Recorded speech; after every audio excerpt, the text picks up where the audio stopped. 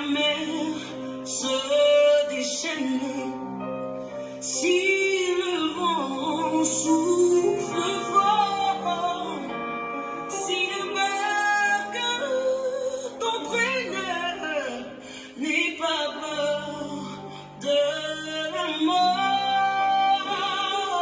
Si le barque t'entraîne, n'aie pas peur de la mort. Il n'a pas dit que tu coulerais, il n'a pas dit que tu sombrerais, il a dit allons sur l'autre bord, allons sur l'autre bord. Il n'a pas dit que tu coulerais, il n'a pas dit que tu sombrerais, il a dit allons sur l'autre bord. Shalom, shalom. Je voudrais introduire cette vidéo avec ce cantique très parlant, très profond. Et je voudrais aussi m'excuser pour dimanche. J'ai prévu un message, mais la technologie nous a lâchés. J'avais parlé de champs de bataille.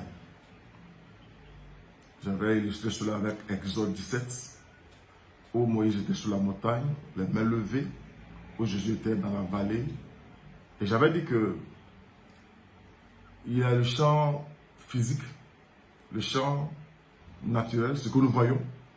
Le combat doit s'y mener. Mais aussi sur le champ spirituel. Parce que ce n'est pas tout ce qu'on voit qui est réellement la vérité. Ce n'est pas tout ce qu'on voit qui doit être accepté. Et c'est tout ce qui se produit dans le ciel, dans le spirituel, pardon, qui réagit sur terre. C'est là-bas qu'on commande. C'est là-bas qu'on arrange les choses. C'est là-bas qu'on met en ordre. Et cela se réalise sur terre. Pendant que nous prions, mettons en œuvre toutes les mesures qui ont été arrêtées.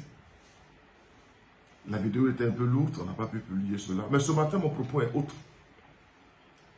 Je voudrais juste, dans une courte vidéo, vous parler d'un verset qui me plaît beaucoup. Romains 8, verset 28, que tout bon chrétien connaît dans tous les cas. La Bible dit, dans Romains 8, verset 28, donc, nous savons du reste que toute chose concourt au bien de ceux qui aiment Dieu, de ceux qui sont appelés selon son dessein. Je répète, nous savons du reste que toute chose concourt au bien de ceux qui aiment Dieu, de ceux qui sont appelés selon son dessein. Que Dieu bénisse sa parole. Nous sommes dans des circonstances un peu spéciales. Chacun analyse, chacun interprète comme il peut. Mais je voudrais m'adresser aux enfants de Dieu, ceux qui aiment Dieu. En réalité, ceux qui aiment Dieu ne le blâment jamais pour une situation qui arrive. Ceux qui aiment Dieu ne se plaignent pas, ne passent pas leur temps à se lamenter auprès du Seigneur. Mais comme ils aiment Dieu, ils comprennent qu'il y a quelque chose là qui peut concourir à son bien. Toute chose concourt au bien de ceux qui aiment Dieu. Et Dieu a donné la capacité à l'homme. Dieu a donné l'esprit, son esprit, l'Esprit Saint à l'homme de pouvoir rebondir. En psychologie, on parle de la résilience. De pouvoir rebondir, quelles que soient les situations, quelles que soient les circonstances, de pouvoir s'adapter et de pouvoir tirer un meilleur profit de la situation. La crise que nous traversons sur le plan sanitaire ne doit pas être une occasion pour nous de relâcher, d'abandonner le Seigneur ou de passer le temps à dormir. Mais s'asseoir pour dire, c'est vrai, il y a une crise. C'est vrai, il y a une situation un peu lamentable aux yeux des hommes. Mais comment je peux tirer meilleure partie de cela? Comment je peux sortir de cette crise en étant mieux positionné, en profitant, en étant mieux qu'avant la crise? Tous les systèmes du monde, pour la plupart en tout cas, que nous voyons, ont été mis en marche, ont été mis en place après des crises. La crise vient te rappeler que tes valeurs ne tiennent pas. La crise vient te rappeler que ta position n'était pas la bonne. La crise vient te rappeler que tu as beaucoup de chemin à parcourir. Et un homme sage, et un homme qui a l'esprit de Dieu, s'assoit, il fait le bilan. Il rentre en lui-même et dit, il faut que telle chose s'améliore, il faut que telle chose aille de mieux en mieux. J'ai un effort à faire ici, j'ai un effort à faire ici. C'est le moment de revoir un peu nos valeurs, de revoir un peu nos principes, de revoir un peu notre vie d'une manière générale. Et dire que certainement, voici l'occasion que j'ai pour pouvoir me perfectionner, pour pouvoir devenir meilleur.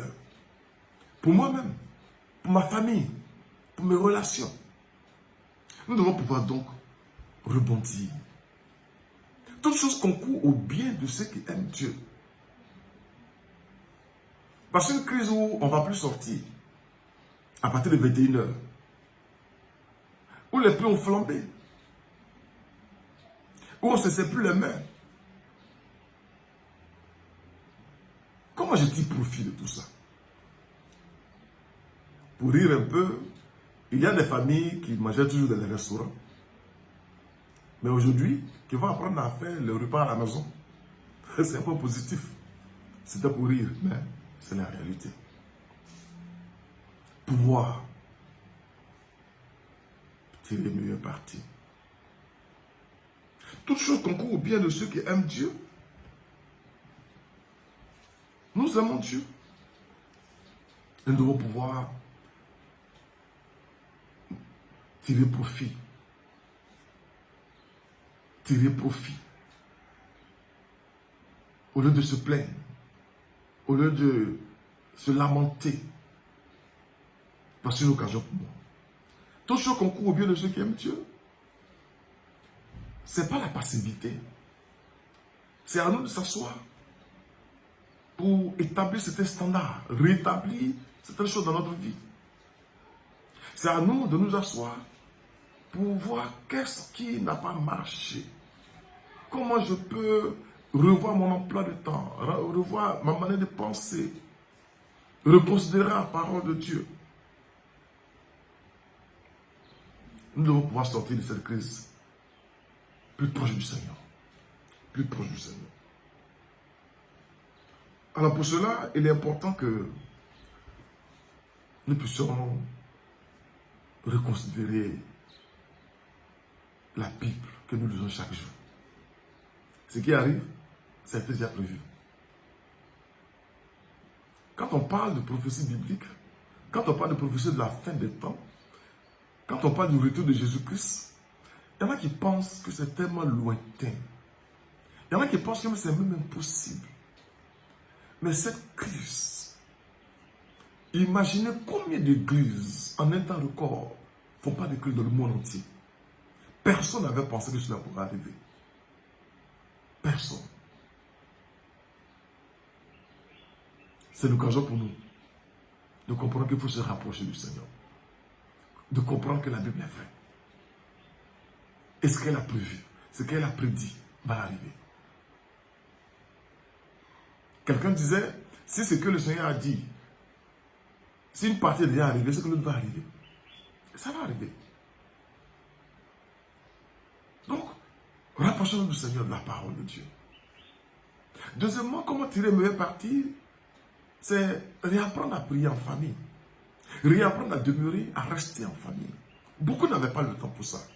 Beaucoup couraient. Beaucoup avaient des prétextes. Mais il faut qu'on puisse sortir de cette situation plus soudés qu'avant. Plus soudés qu'avant. C'est à passer du temps dans la lecture de la parole de Dieu aussi. La prière. En lisant d'autres livres. Qu'ils soient chrétiens ou de la connaissance générale. Beaucoup ont perdu le goût de la lecture. On doit pouvoir se cultiver. Tout ce concours au bien de ceux qui aiment Dieu, ce n'est pas le fait de s'asseoir et attendre que tout tombe. C'est à nous de nous repositionner. C'est à nous de revoir notre emploi de temps. C'est à nous de revoir notre manière de faire. C'est à nous de revoir nos valeurs. C'est à nous de revoir là où nous sommes faibles et réajuster les choses. Personne ne le fera à ta place. C'est à toi de le faire. C'est à toi de le faire. C'est à nous d'apprendre à développer d'autres habitudes. Développer d'autres façons de faire.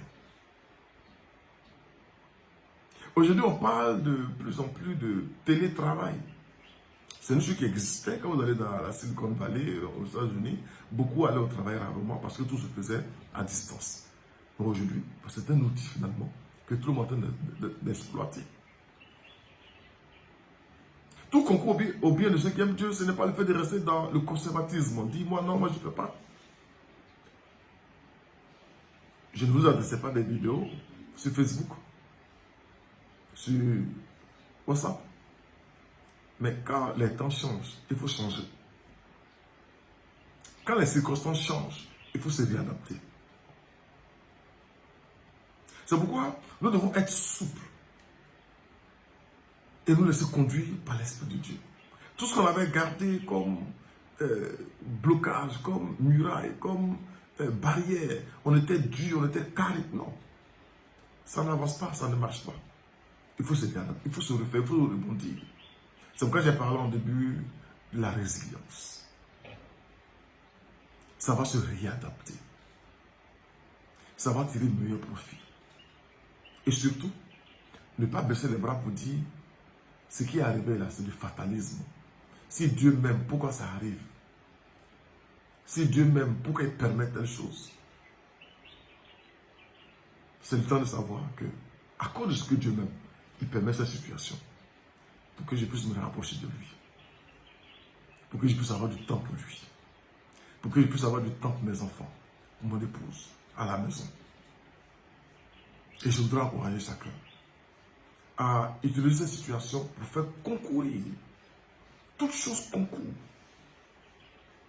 Pour que, après cette crise, que nous soyons meilleurs. Après cette crise, que nous soyons plus proches de Dieu. Et puis surtout, après cette crise, que nous soyons humbles. Que nous soyons humbles. Tu sais qui je suis? On se rend compte que nous ne sommes rien. Voici une maladie, un virus. Il n'y a pas une affaire de classe sociale. Il n'y a pas une affaire de race. Il n'y a pas une affaire de quartier. Tout le monde est exposé. Ce matin, je voudrais juste t'encourager à ne pas rester là, à ne pas mourir là, mais à traverser la vallée. On ne reste pas dans la vallée, on ne meurt pas dans la vallée, on la traverse. C'est une vallée que nous traversons aujourd'hui. C'est une situation dans laquelle nous sommes. C'est le moment le plus sombre, le plus bas. Mais la Bible n'a pas dit qu'on va mourir là. La Bible n'a pas dit qu'on doit rester là. Mais la Bible a dit que nous devons pouvoir traverser. Traverser. Et je voudrais terminer avec ce verset.